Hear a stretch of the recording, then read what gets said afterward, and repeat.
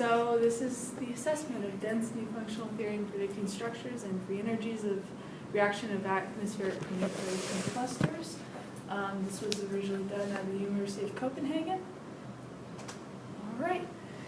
Introduction. The reason why this research is so important is because nanoparticles are essentially the basis to cloud formation.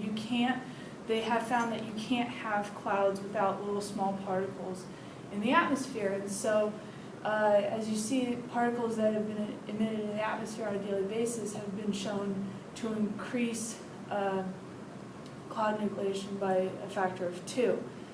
And in the future, this could have a critical understanding to emissions control, because if you know which specific compounds are in the most and causing the most clouds, you can kind of figure out which compound in particular you need to target. Okay, previous studies that this research was based off of have looked at different mechanisms for nucleation, and the people who did the research decided that the presence of sulfuric acid was probably the best option to go off of. And so, from there, their methodology. DFT was chosen because it was large and it was used with Gaussian-09, so yay. Some of the functionals, they wanted to try a whole range of functionals to see which one would respond the best. There were some in particular that they noted were particularly good at certain areas, and so they wanted to include these in order to see, do they handle this situation well. This is a full list of all the functionals that we're using for this experiment, and so, as you see, there's quite a range of which ones they chose. Okay, first they had to define the basis set, and they also had to figure out when they wanted it to stop, when they felt like they had enough information. So that was one of the challenges they had with this research, and in the end they found these 5 basis sets to be experimented on. So, results. So the results, these were the benchmark structures and reactions that they used. It ended up being quite a challenge because of the non-covalent interaction involved in the formation of hydrates, excuse me. And so basically, yeah. So this was the error that was for each of the functionals, and these ones in particular were noted as doing very well. This was within the acceptable range of error according to the research paper. And these are the bond links between molecules or something? Yeah, because they were having the issue with the non-covalent stuff, okay. And so those functionals responded the best to those. Okay. And they compared it to experiment or some other calculation? Yeah, they didn't really specifically say. Oh, okay. But all right. These were the reactions that were used. There were 5 of them in particular. Oh, can you let us digest it a little bit? Oh, sorry. You're so fast. Okay. So we got sulfuric acid and water coming together, then more water droplets forming. Okay. Sulfuric acid and ammonia, and then they also did the ions, how that would be different for some. Okay. They're just bringing water molecules together here. Yeah. The idea. All right. Okay. So one of the discoveries made was that when more than one molecule formed a complex with either the sulfuric atom or the ion, it was apparent that there existed several different conformations that might influence the reaction. So here you see in the picture 2 of those. And so in reaction 2 that you saw earlier, the mechanism could be either that of both water molecules hydrate. So. So you're going to have water molecules on the opposite side of the sulfuric acid or on the same side. And it makes a difference. So, so which one is the more stable one, did they say? I believe the B would be... the B? Is it on the opposite sides? Okay. Okay. So here were some of the interesting errors that were mentioned in particular. Is you had a couple of them that got the wrong sign. 4 of them falsely predicted the second hydration, and 3 of the long range corrected, and that one were only functionals to overestimate the reaction energies. And so these were all kind of taken into account. And then at the end, they found that the M06L and the M062X were kind of the best 2 out of all of them. But the M062X, ended up really being the one that kind of covered everything the best.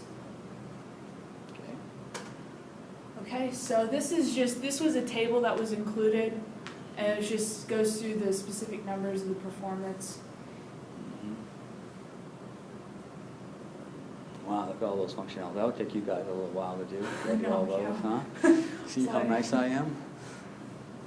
Yeah. It's only 7 pages for the actual paper, but man, that was a lot more. That was a lot of work. Yeah. Oh, your CBS QB3 method. In there. Yeah. G3 is in there. So, you know those. MP2 is in there. So they did, they also did these ab initio calculations as well, huh? Okay, cool transition. Yeah, that's nice, isn't it? You got transitions like that? I don't. Oh, boy. So, ML62S using 6311 plus G, that was the best at getting everything for both the sulfuric acid and water and with the ammonia. They got both the water and the ammonia accommodations down.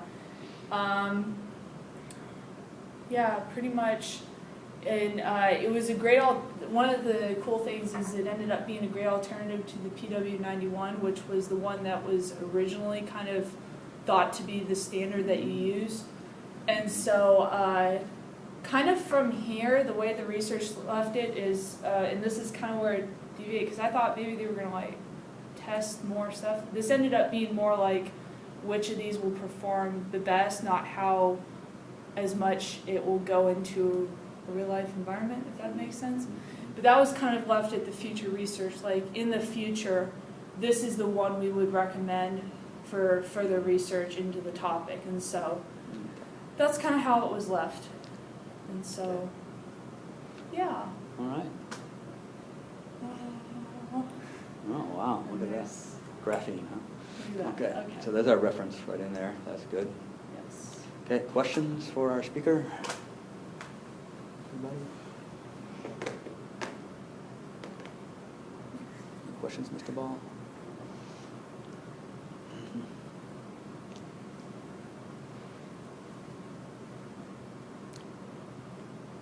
So did they have a lot of experimental data to compare this to? A lot of the experimental data they compared it to was done in the previous research. And so that's how they knew kind of which functionals they really wanted to test from previous research, and also particularly which particles they were going to test, how they focused on the sulfuric acid. That was solely based on previous data. And so, yeah.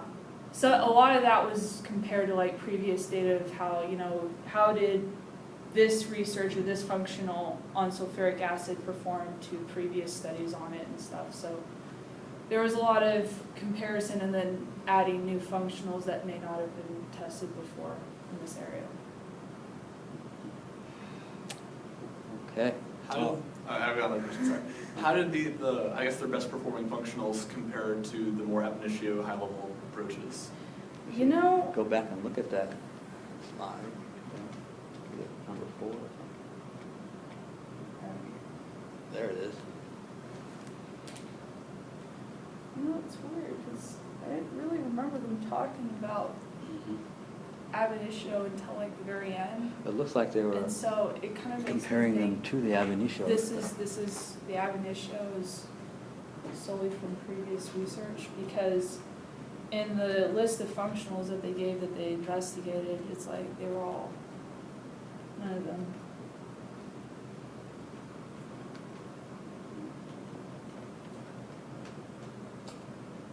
So, anyway, we got some experiment Yeah. thing down there where we could look in the notes and see, I guess, where that's from.